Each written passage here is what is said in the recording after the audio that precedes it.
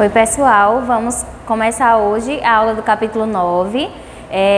Na verdade, essa aula também é continuidade das outras aulas, porque nós estamos ainda falando sobre o modernismo na primeira fase, que é chamada geração de 22 ou fase de destruição.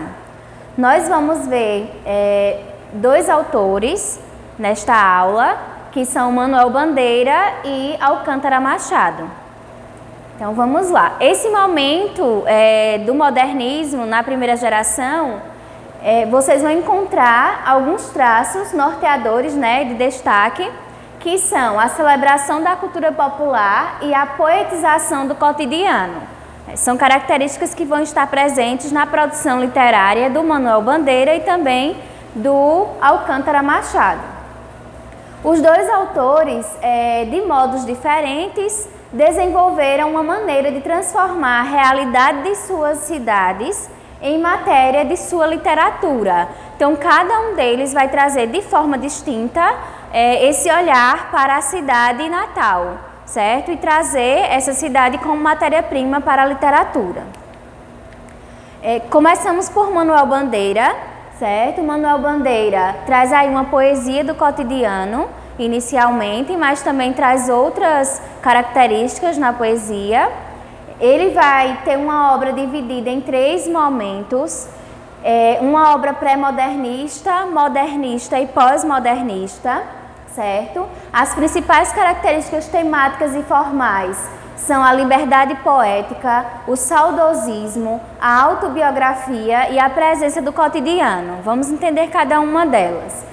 A liberdade poética está aí relacionada à questão de uma poesia que não segue um padrão pré-determinado, certo? Não é uma poesia que apresenta, por exemplo, características da poesia clássica, Nós temos aí uma poesia que não tem uma estrutura fixa e também não trabalha com a questão de rimas ou rimas ricas, por exemplo, ou essa preocupação em rimar também, tão fortemente apresentada no movimento do parnasianismo, certo? O saudosismo traz aí a saudade da infância, principalmente, e a autobiografia são experiências do próprio autor que aparecem na sua obra literária, certo? A presença do cotidiano é porque é uma poesia que vai apresentar temáticas do cotidiano, como a gente costuma ver nas crônicas.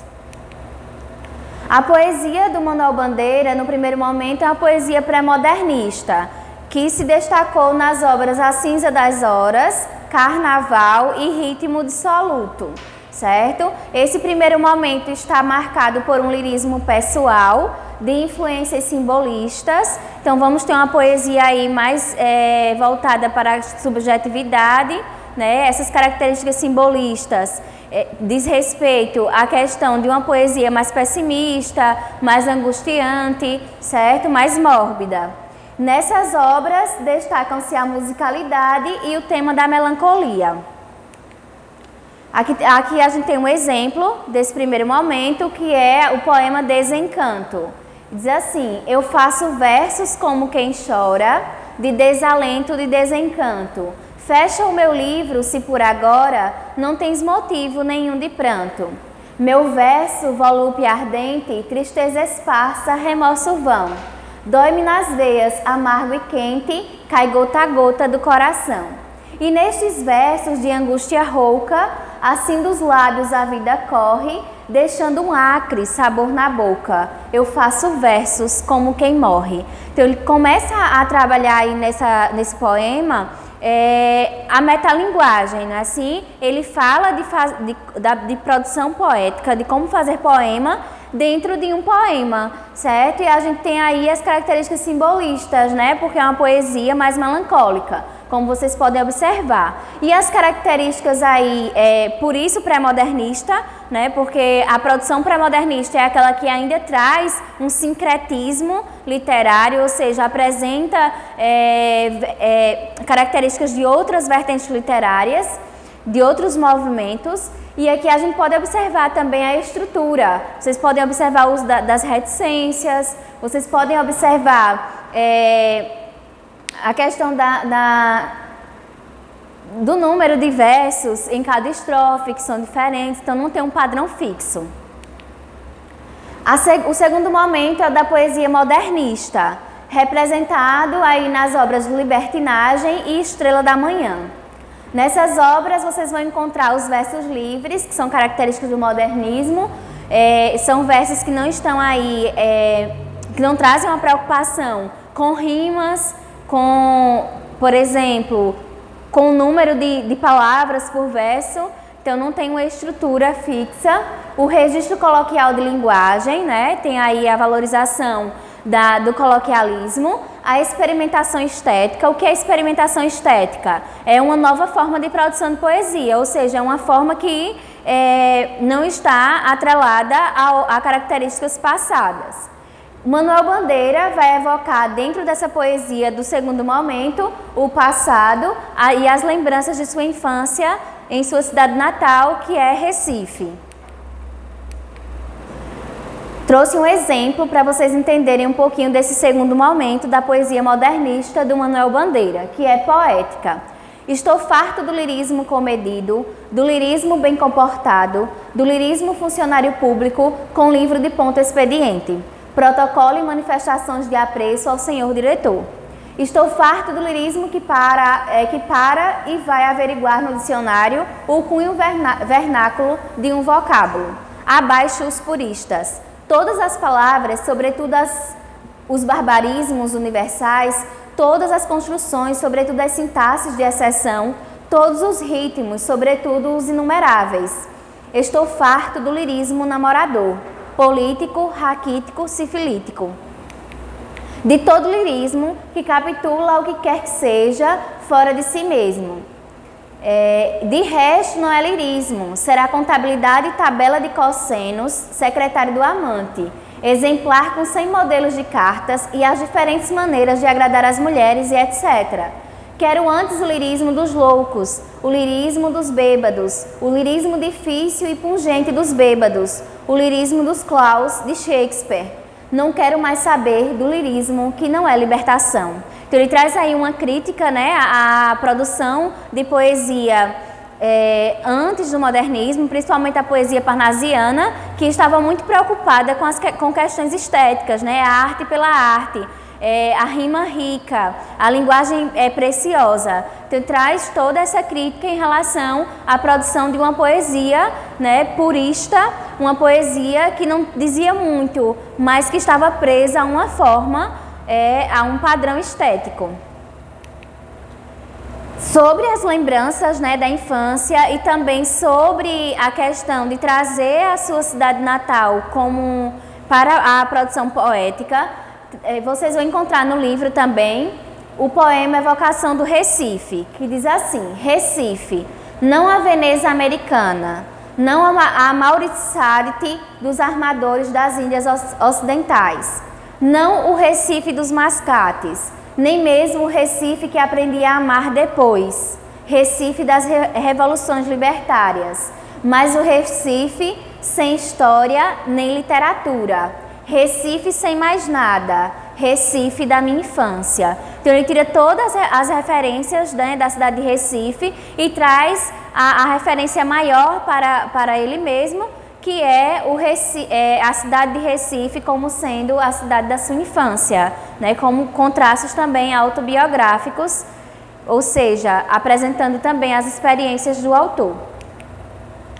O terceiro momento é o momento da poesia pós-modernista. A poesia pós-modernista é representada aí pela obra Lira dos 50 anos, publicada em 1944, certo? Nessa obra vocês vão encontrar o equilíbrio entre a tradição e a vanguarda, certo? Nesta fase vocês também vão encontrar a coexistência de poemas com versificação clássica e poemas também com versos livres, versos rimados com versos brancos. Então vai ser uma produção literária um pouco com características modernistas, mas também com novas características, certo?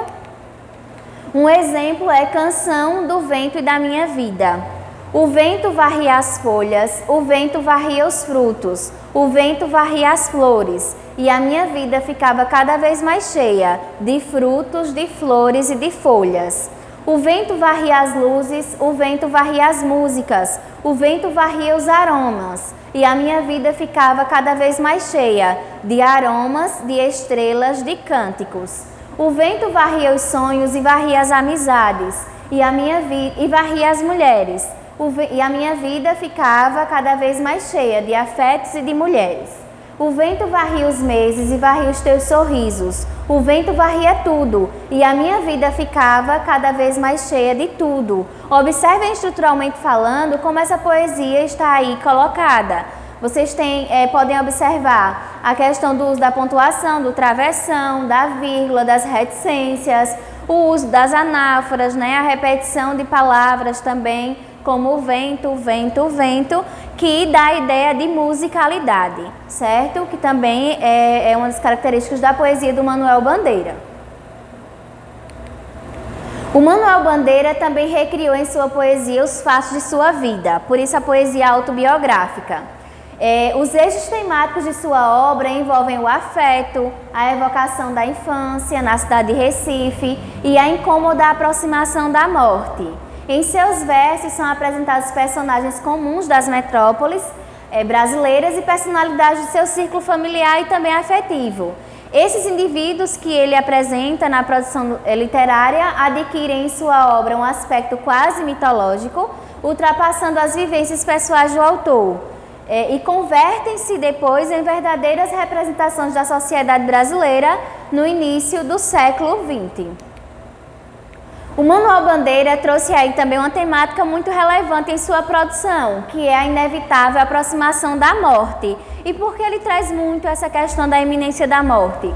Porque essa temática fúnebre, ao longo de toda a sua obra, é fruto ou consequência da fixação que ele tinha pela morte, porque ele foi diagnosticado com tuberculose.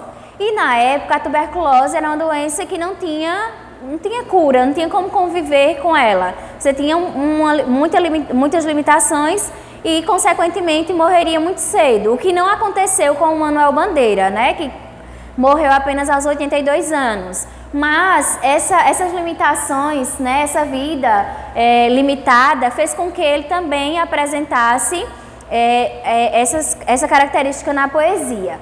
Então, o tema da morte iminente é recorrente em seus poemas, embora ele tenha falecido apenas aos 82 anos.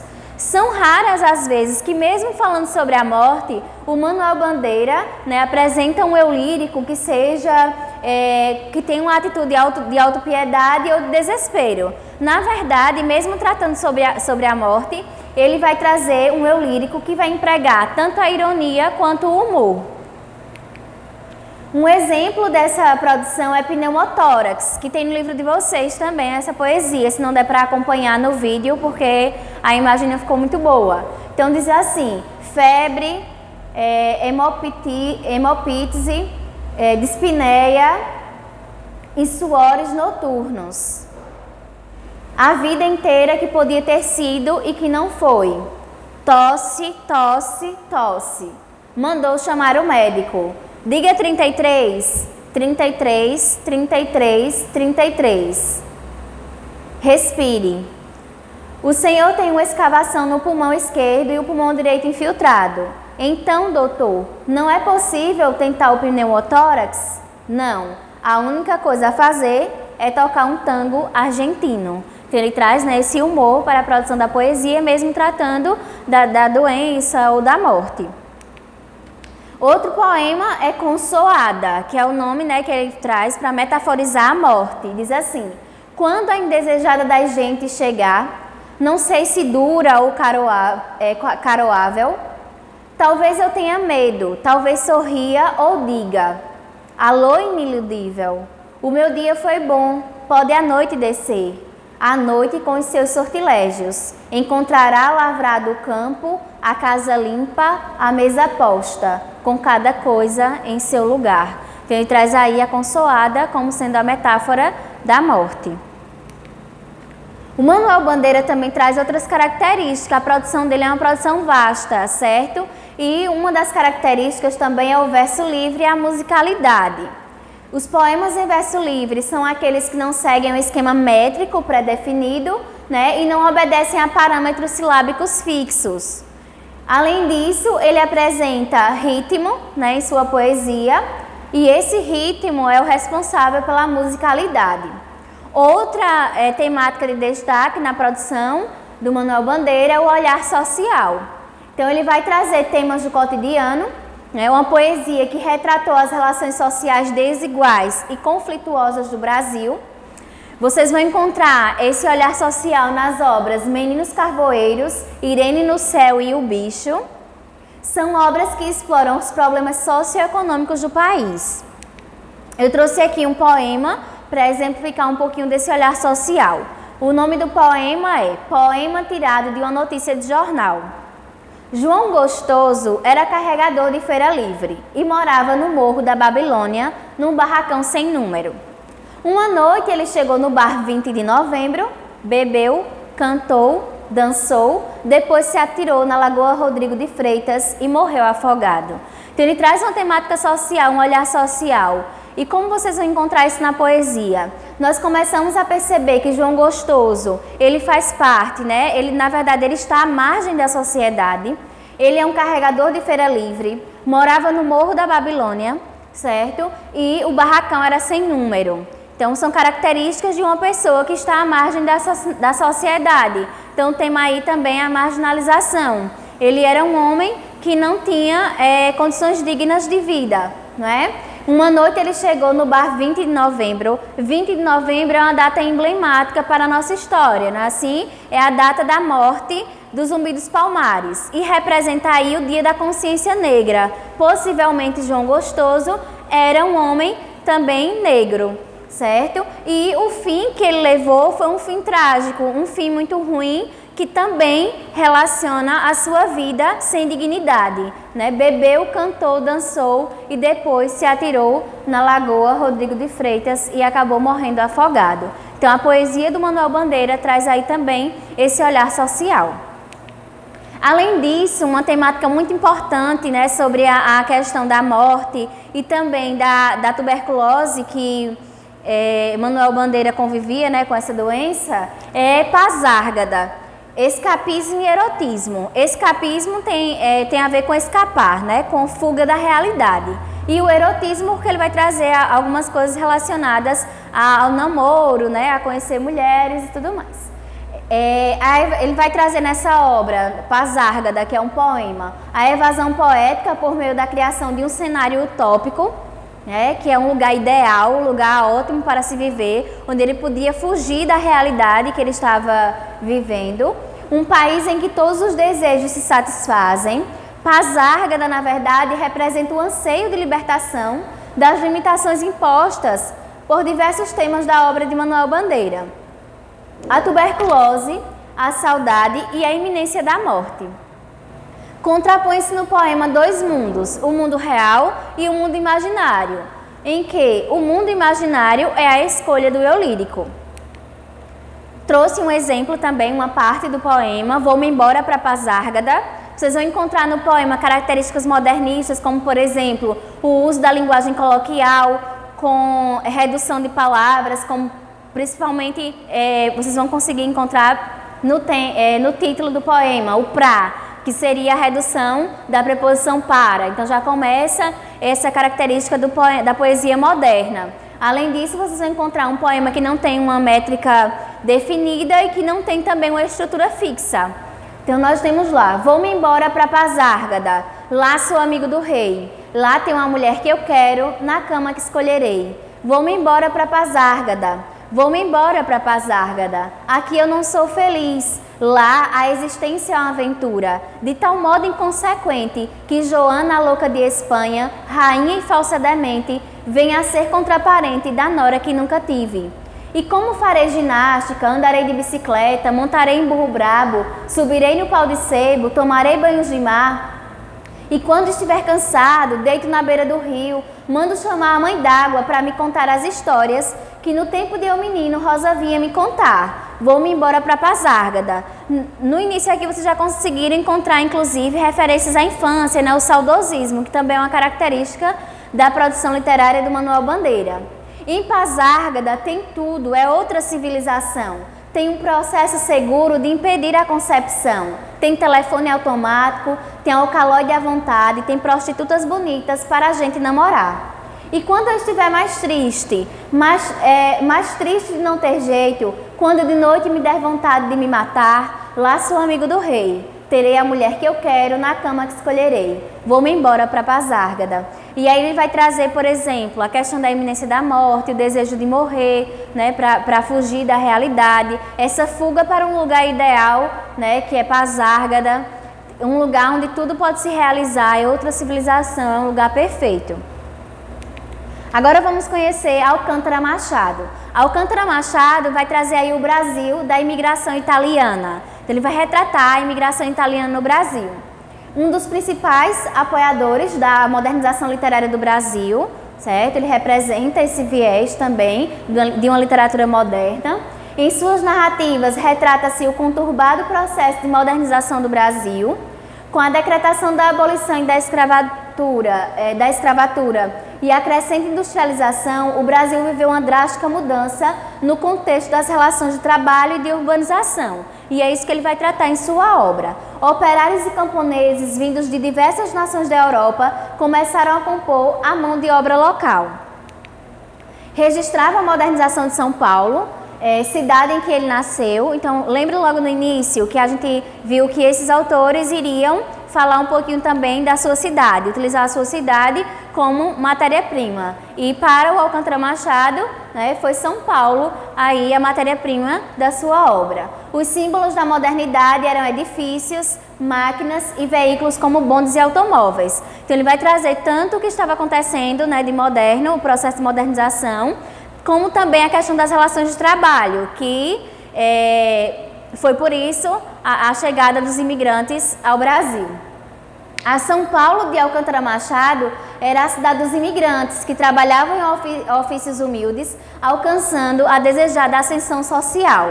A obra que traz essas características, e é a principal obra do Alcântara Machado, é Brás, Bexiga e Barra Funda. Brás, Bexiga e Barra Funda são 3 bairros, né, da cidade de São Paulo. E aí ele vai retratar esses 3 bairros. O autor reúne cenas da vida cotidiana dos imigrantes italianos que moravam nesses bairros aí paulistanos, que são Brás, Bexiga e Barra Funda, que deram inclusive nome ao livro, não é isso?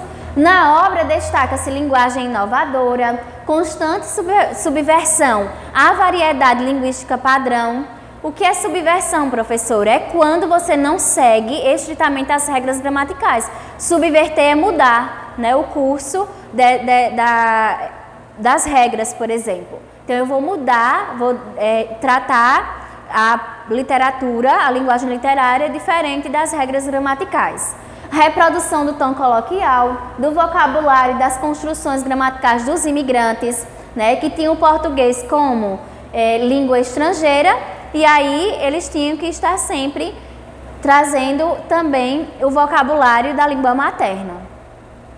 Essa obra também traz uma hibridização de gêneros. O que é hibridização? É quando eu apresento mais de um gênero, não é assim? Então, estruturas textuais de diversos textos jornalísticos, como, por exemplo, reportagens, crônicas, notícias e anúncios. Trouxe um exemplo da obra Brás, Bexiga e Barra Funda, que diz assim: assim como quem nasce homem de bem deve ter a fronte altiva, quem nasce jornal deve ter artigo de fundo. A fachada explica o resto. Este livro não nasceu livro, nasceu jornal. Estes contos não nasceram contos, nasceram notícias. E este prefácio, portanto, também não nasceu prefácio, nasceu artigo de fundo. Então, explicando aí a hibridização, certo? No prefácio da obra.